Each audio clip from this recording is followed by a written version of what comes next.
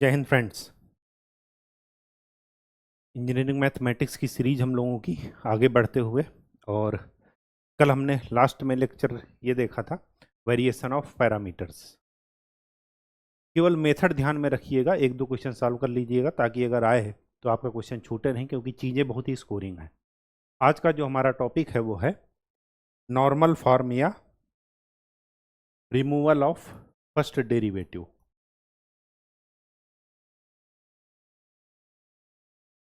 देखिए, आपको एक चीज़ क्लियर कर दूं, ये जो भी मेथड हम लोग पढ़ रहे हैं, चाहे वेरिएशन ऑफ पैरामीटर हो, चाहे नॉर्मल फॉर्म हो, अभी एक और आएगा वेरिएशन ऑफ इंडिपेंडेंट वेरिएबल्स या बाय चेंजिंग इंडिपेंडेंट वेरिएबल्स। तो ये सब के सब मेथड केवल और केवल सेकेंड ऑर्डर डिफरेंशियल इक्वेशन को सॉल्व करने के लिए ही बनाए गए हैं। हाइयर ऑर्डर का जब भी आएगा वो आपका नॉर्मल केस आएगा, सी एफ और पी आई वाला। ठीक है, नॉर्मल फॉर्म या इसी का नाम है removal of first derivative. First derivative मतलब फर्स्ट ऑर्डर का डेरिवेटिव जो है उसका रिमूवल करना है।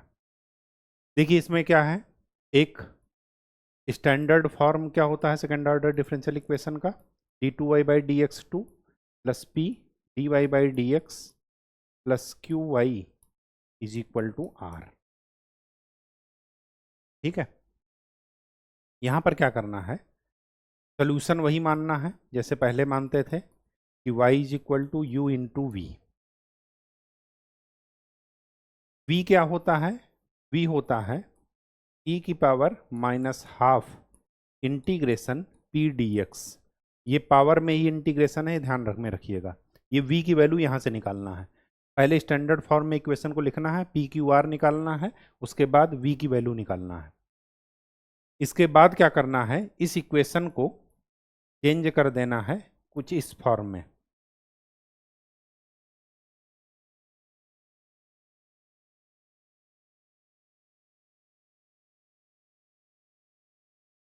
यहाँ पर फर्स्ट ऑर्डर डेरिवेटिव आपको नहीं दिखेगा, इसी वजह से इसका नाम है रिमूवल ऑफ फर्स्ट डेरिवेटिव। मतलब इक्वेशन यही है, इसको हमने चेंज करके यहाँ पर ले गए। चेंज करने का प्रोसेस ना तो आपसे पूछा जाएगा, ना हमें जानना है, ना ही ज़रूरत है।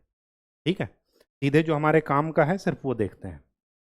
अब रही बात, v तो मिल गया, u यहाँ से निकल जाएगा, लेकिन q1 और r1 कैसे निकालेंगे वो देखिए। फार्मूला याद रखिएगा, q1 होता है q minus half D P by D x minus P square by 4, most important.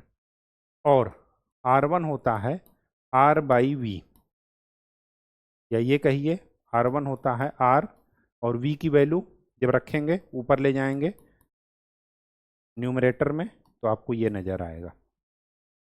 R1 Q1 आप यहाँ से निकालेंगे, उसके बाद इस इक्वेशन में पुट कर देंगे, और सेकंड ऑर्डर डिफरेंशियल इक्वेशन जैसे सॉल्व करते हैं C F plus P I से, वैसे इस इक्वेशन को सॉल्व कर लेंगे, आपको आंसर मिल जाएगा। ठीक है, u मिल गया यहाँ से, v आपने निकाल लिया, u इंटू वी कर देंगे, ये आपका फाइनल आंसर होगा। चलिए, बिना टाइम वेस्ट करते हुए सीधे क्वेश्चन पर चलते हैं। इस क्वेश्चन को आपको यूजिंग नॉर्मल फॉर्म सॉल्व करना है। क्वेश्चन में दिया रहेगा कि यूजिंग नॉर्मल फॉर्म आपको ये क्वेश्चन सॉल्व करना है। ठीक है, चलिए सबसे पहले इसको सेकंड ऑर्डर डिफरेंशियल इक्वेशन के स्टैंडर्ड फॉर्म में ले जाना है। यहाँ पर डी बाई डी एक्स लगा है इसके पहले, इसका मतलब कि ये ऑपरेटर इस पर ऑपरेट करेगा, यू इंटू वी का फॉर्मूला लगा दीजिए। तो फर्स्ट फंक्शन, सेकंड का differentiation plus second function, first का डिफरेंशिएशन कॉस स्क्वायर एक्स का डिफरेंशिएशन 2 cos x, और cos x का क्या हो जाएगा minus sine X, plus cos square X Y is equal to 0। Standard form में बदलने के लिए सबसे पहले इसका कोफिशियंट 1 बनाना है, D two Y by D X two का। तो cos स्क्वायर एक्स से पूरे इक्वेशन को डिवाइड कर दीजिए। क्यों डिवाइड कर रहे हैं, ताकि स्टैंडर्ड फॉर्म में हमारा इक्वेशन लिख जाए। cos स्क्वायर एक्स से डिवाइड करेंगे तो cos x कैंसिल, तो आ जाएगा -2 tan x D Y by D X plus Y equal to 0। ये स्टैंडर्ड फॉर्म में बदल गई, इसको कंपेयर कर दीजिए स्टैंडर्ड फॉर्म में से।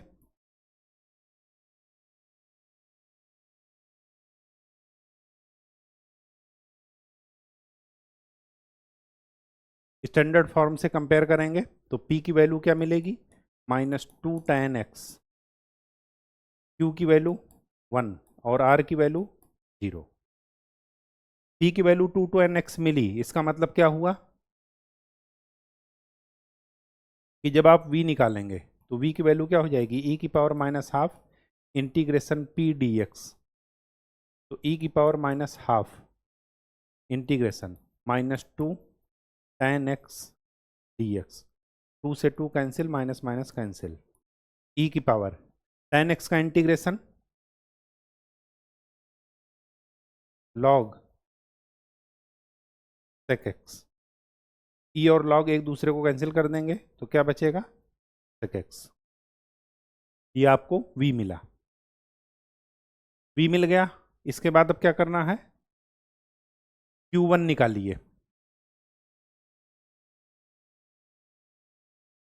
q -12 dp by dx minus P square by 4, q की वैल्यू 1 -12 dp बाई dx, इसको आप x के रिस्पेक्ट में डिफ्रेंशिएट करेंगे तो क्या मिलेगा, tan x का डिफ्रेंशिएशन sec स्क्वायर x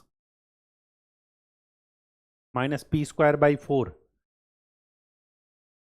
तो 4 tan square x divided by 4, 4 से 4 कैंसिल, तो क्या आया 1 plus sec square x minus tan square x. sec square x minus tan square x क्या होता है, 1, तो 1 + 1 2, ये मिल गया q1। r 0 है तो r1 भी क्या मिलेगा, 0।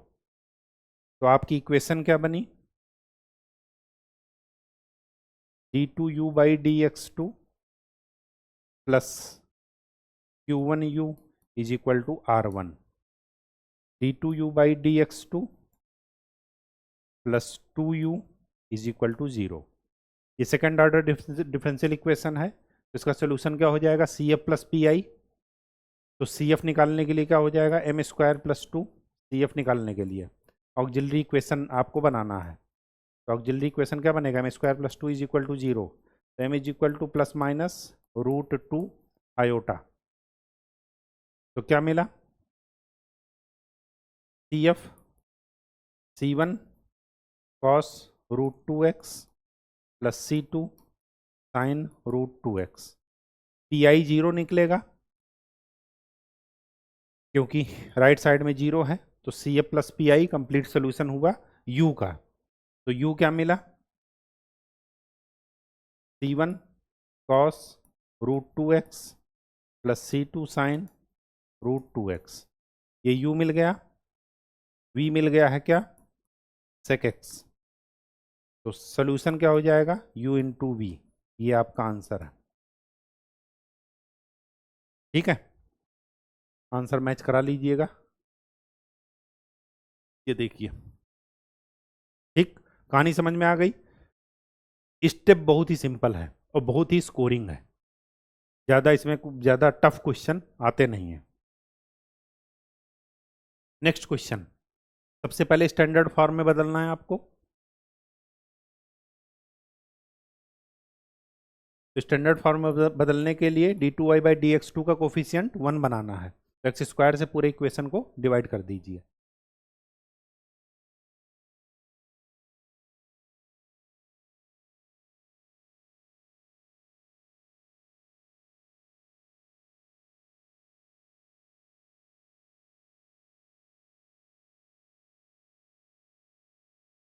कंपेयर कर दीजिए, तो p की वैल्यू क्या मिली, -2 1 + 1 बाई एक्स। q की वैल्यू क्या मिली, x square plus 2x plus 2 by x square. r की वैल्यू क्या मिली, 0। सबसे पहले v निकालिए, e की power -12 integration p dx।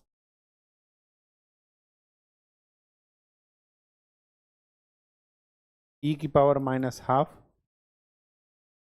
Integration -2 1 + 1 by x dx। तो क्या मिला, e की power integration 1 + 1 by x dx।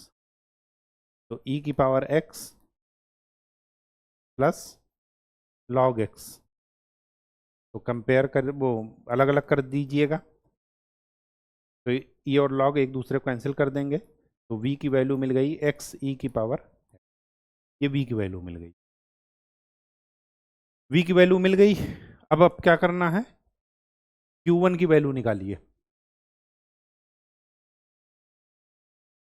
q minus half D P by D x minus P square by 4, Q की वैल्यू रखिए, एक्स स्क्वायर अलग अलग ही कर लेते हैं, इसको अलग अलग करेंगे तो आ जाएगा 1 plus 2/x plus 2/x square minus 1/2, इसको एक्स रिस्पेक्ट में डिफ्रेंशिएट करेंगे तो क्या मिलेगा, -2, 1 का डिफ्रेंशिएशन 0 और 1/x का differentiation -1/x square minus P square by 4, मतलब 4/4, 1 प्लस 1/x का होल स्क्वायर, क्या मिला, q1 is equal to 1 plus 2/x plus 2/x square minus 1/x square, इसको ओपन कीजिए, 1 कुछ कैंसिल होगा, -1/x square -1/x square plus 2/x square -1, ये cancel, ये कैंसिल, सारा कुछ कैंसिल हो गया, तो q1 की वैल्यू क्या मिली, 0, q1 की वैल्यू 0 मिली, r1 की वैल्यू r e की power integration half P D X, R की वैल्यू 0 है तो इसकी वैल्यू भी क्या मिल जाएगी, 0, तो आपका इक्वेशन क्या बना, d2u by D X two plus q1u is equal to r1, q1 की वैल्यू 0, r1 की वैल्यू 0, तो आपका इक्वेशन बना d2u by D X two is equal to 0, एक बार इंटीग्रेशन करेंगे तो मिलेगा कांस्टेंट c1 मान लीजिए, फिर दोबारा करेंगे तो c1x प्लस c2, u मिल गया, v मिल गया, कंप्लीट सोल्यूशन मिल जाएगा u इंटू वी, ये आपका आंसर है, कहीं कोई दिक्कत, u और v की वैल्यू रख दीजिएगा, आपको आंसर वही मिल जाएगा जो लिखा है, लिखा है आंसर, हाँ जी ये ठीक है, ये है u, ये है v। Next next and last question, चलिए स्टैंडर्ड फॉर्म में है ऑलरेडी, कंपेयर कर दीजिए स्टैंडर्ड फॉर्म से,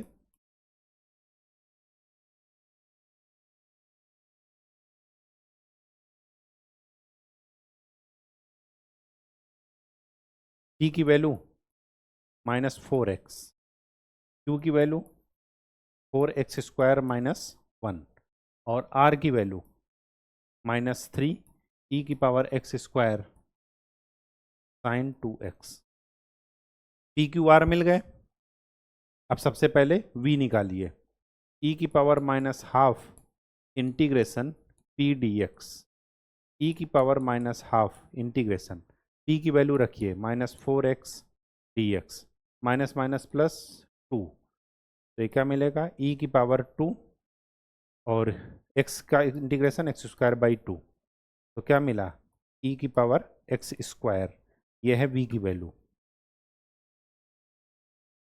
अब v मिल गया, r1 क्या हो जाएगा, r इंटू ई की पावर, या डायरेक्ट r बाई वी लिखिए, r की वैल्यू